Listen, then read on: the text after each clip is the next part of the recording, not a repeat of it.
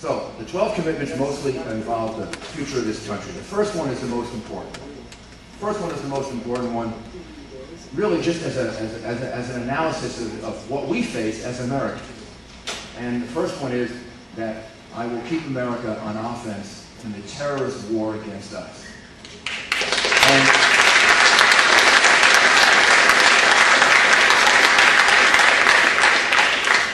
I selected the wording of that very carefully. Both parts, offense and terrorist war on us.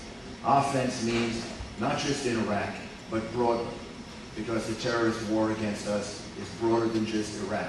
And when you listen to the evening news or read the newspapers or even listen to a lot of the politicians, it sounds as if the whole issue of terrorism revolves only around Iraq, or that Iraq can be solved without thinking about the whole terrorist effort against us. And it can't. It's part of a very, very big picture, part of something that Americans are going to be facing for quite some time.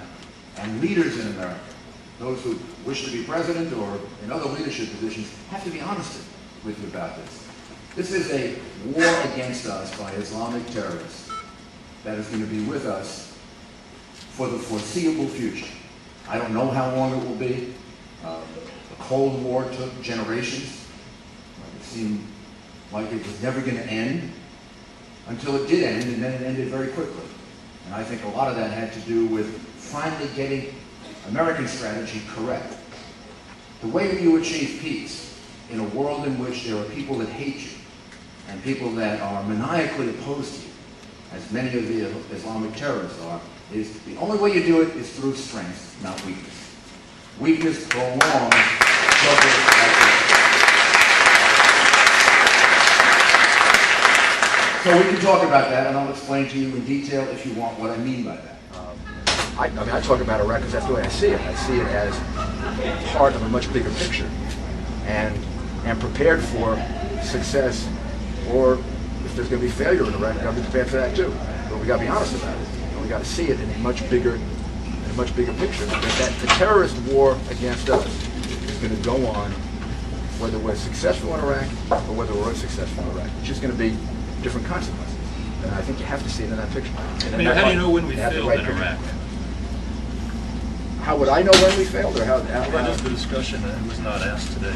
Well, I guess you know the reality is that there's a political dimension to this that nobody can escape. I mean, the president can carry this on. The president is very strong. The president is very principled.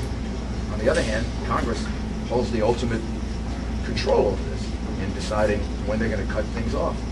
And then the president can carry things on for a while, but he can't go on forever. So it's in the hands of Congress. It's not necessarily just in the hands of the president. What my advice? My advice is, not that anybody's going to listen to it, my advice is you wait for General Petraeus. Let him come back in September. I believe that he will have the most objective analysis of Iraq. More objective than any of the people running for president, more objective than any of the politicians who have been fighting with each other so long that the fight may affect the way in which they look at things. I think everybody trusts General Petraeus. We sent him there to do a job. Let's find out from him what he thinks he needs. And I would tend to think that would be the best place to get at least the most useful advice. Thank you guys. Thanks, Mike. Want to follow up to that?